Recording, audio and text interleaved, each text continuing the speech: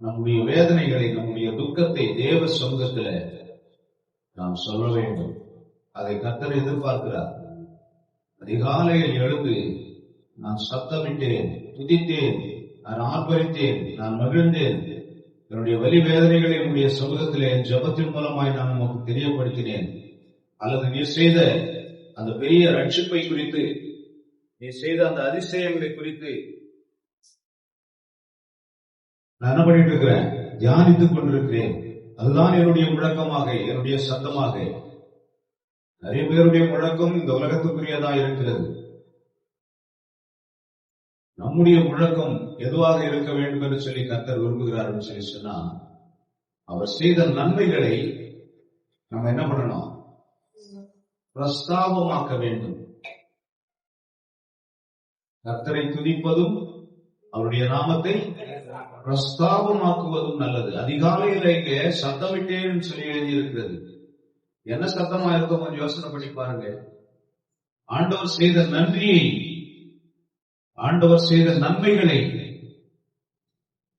அவர் சத்தமிட்டு மகிழ்ச்சியோடு கூட புதிய நாளை ஆண்டவரை நான் துவக்குகிறேன், கடந்த நாளெல்லாம் என்னை நீ பாதுகாத்தீரே, அதற்காக நன்றி என்று சத்தமிட்டு அவர் நன்றி செலுத்தி வசனத்துக்காக காத்திருக்கிறார். அந்த வசனம் சொல்கிறது என்ன சொல்லுது பாருங்க, உங்களுடைய வசனத்துக்காக.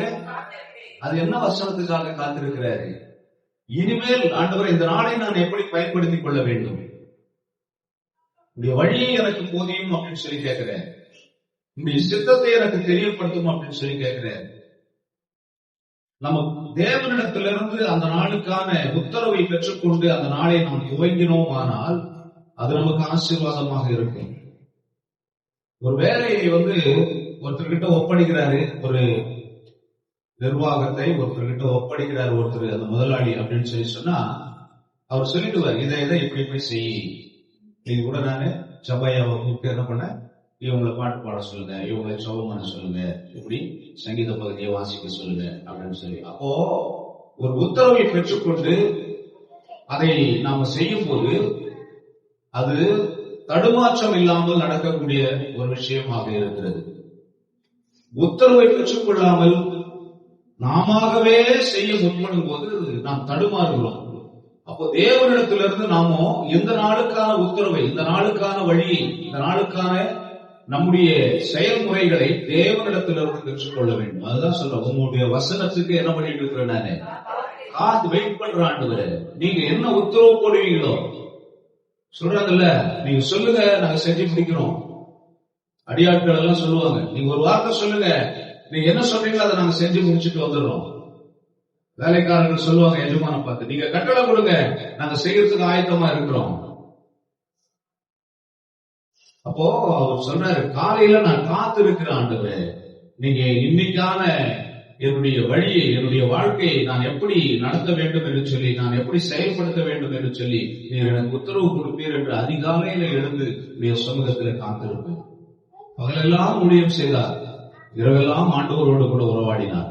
நம்முடைய ஆண்டவராக இயேசு கிறிஸ்து தேவனுடைய சித்தத்தை நிறைவேற்றவே இந்த உலகத்துக்கு வந்தார். தனக்கென்று ஒரு விருப்பம் இல்லை, தனக்கென்று ஒரு வாழ்க்கை இல்லை, தனக்கென்று ஒரு இடம் இல்லை. அவர் சொல்றாரு, குருவிகளுக்கும் ஆகாயத்து பறவைகளுக்கும் இடம் உண்டு, மனுஷகுமாரனுக்கோ கல்லறை கூட அவருக்கு சொந்தம் இல்லை.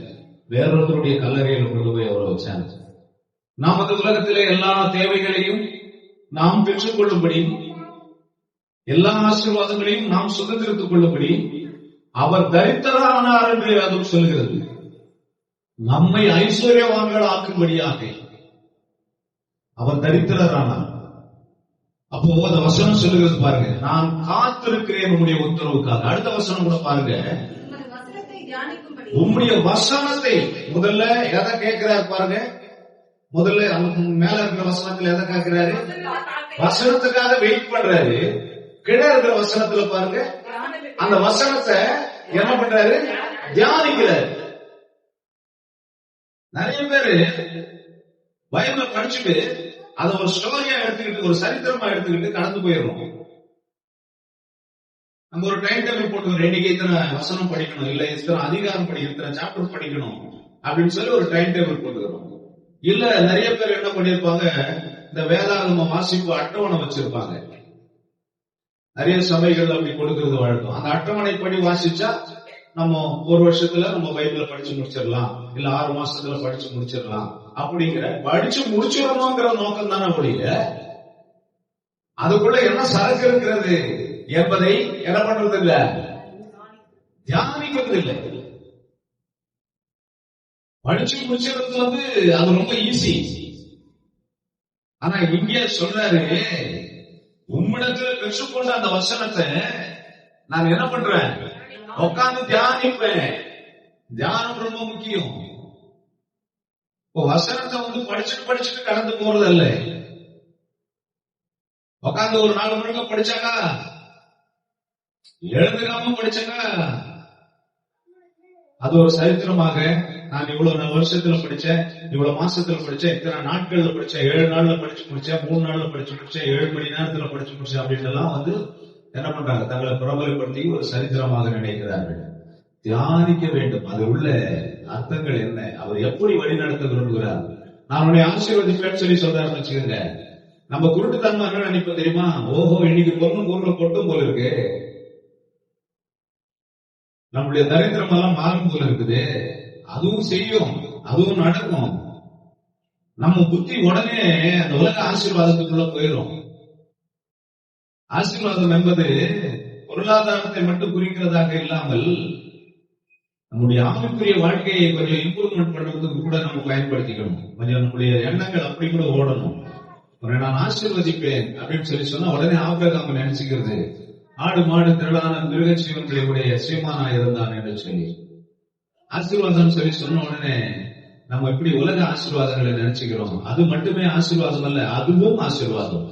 சொல்லுங்க, அதை விட ஒரு மேலான ஆசீர்வாதம் தேவனுடைய வலது பரிசத்தில் இருக்கிற மேலானவைகளை தேடுவது. நம்ம ஆசீர்வதிக்கப்படுவது எதனால தெரியுமா, கொஞ்சம் யோசனை பண்ணி பாருங்க. கர்த்தரை தேடுகிறதுனாலே, கர்த்தரை பின்பற்றுகிறதுனாலே, கர்த்தருக்கு சாட்சியா நிற்கிறதுனாலே. இந்த ஆசீர்வாதம் தான் மேன்மையான ஆசீர்வாதம். நம்ம எவ்வளவு நகை வச்சிருக்கிறோம், எவ்வளவு நிலம் வச்சிருக்கிறோம், எவ்வளவு வசதி வாய்ப்பாய் வாழ்கிறோம் என்கிறது இந்த உலகத்துக்குரிய ஆசீர்வாதம். கர்த்தரை அறிகிற அறிவு நமக்குள்ள எவ்வளவு இருக்கிறது, கர்த்தருடைய கீழ்ப்படிதல் நமக்குள்ள எவ்வளவு இருக்கிறது, கர்த்தருடைய காரியத்தை செய்ய செயல்முறைகள் எப்படி இருக்கிறது, அவருடைய நாமத்தை மகிமைப்படுத்த நம்ம எவ்வளவு பிரயாசப்படுறோம். இதுதான் முக்கியமான ஆசீர்வாதம். அதனால இந்த உலக ஆசீர்வாதத்தை கூட பவுல் வெறுத்துட்டார். நான் தேவனை அறிகிற அறிவை அடையும்படிக்கு. அப்ப எந்த ஒரு ஆசீர்வாதம் சொல்லி நினைக்கிறார், கொஞ்சம் யோசனை பண்ணி பாருங்க. மிஷனரிமார்கள் எல்லாம் வெளிநாட்டுகளில் இருந்து இந்தியாவுக்கு சத்தியத்தை சொன்னாங்க.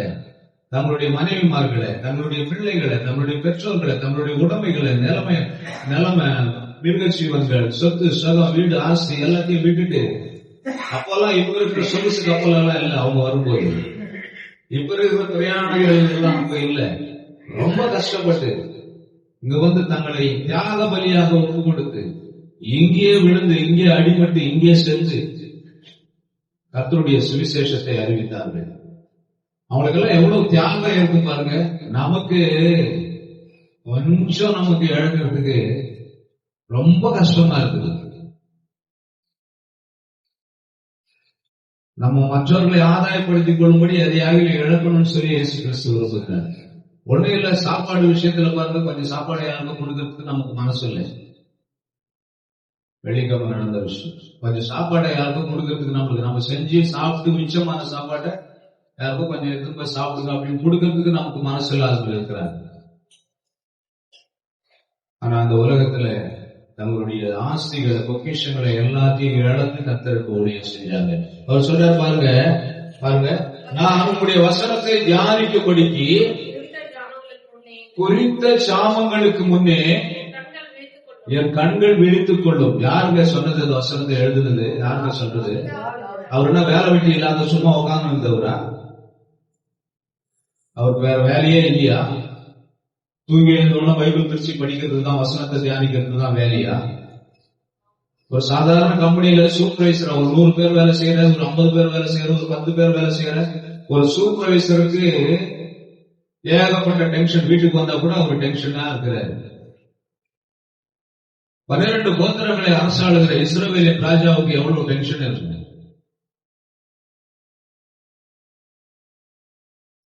அத்தனை டென்ஷனையும் கடந்து குறித்த ஜாமத்துக்கு முன்னே எழுந்திருப்பேன் அப்படின்னு சொல்லி சொல்றாரு.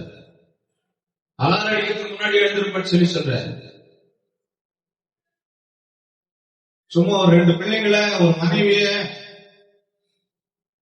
குடும்பமா வச்சு நடக்கிறவங்களுக்கு ஏகப்பட்ட டென்ஷன் இருக்குது. என்ன எப்ப பார்த்தாலும் என்ன தொந்தரவு பண்றீங்க அப்படின்னு சொல்லி குறித்த ஜாமத்துக்கு முன்னே அவருடைய வசனங்களை, ஏன்னா அவருக்கு தெரிஞ்சிருக்கிறது கர்த்தர் நல்லவர் என்பதை. வெளியே சொல்லுங்க. அவர்கிட்ட இருந்து ஆரம்பிச்சா, அவர்கிட்ட இருந்து துவக்கம், இந்த நாளுக்கான துவக்கம் இருந்தா, அவருடைய ஆலோசனைகளை நம்ம பெற்றுக்கொண்டு நம்ம வழியை நம்ம சபைப்படுத்தி வாழ்ந்தா, அதனாலே நமக்கு பலன் உண்டு என்பதை அவர் அறிந்திருந்தார். அந்த 2 வசனம் போது இந்த நாளுக்கான சங்கீதம். கர்த்தர் உங்களை ஆசீர்வதிப்பாராங்க. யாராவது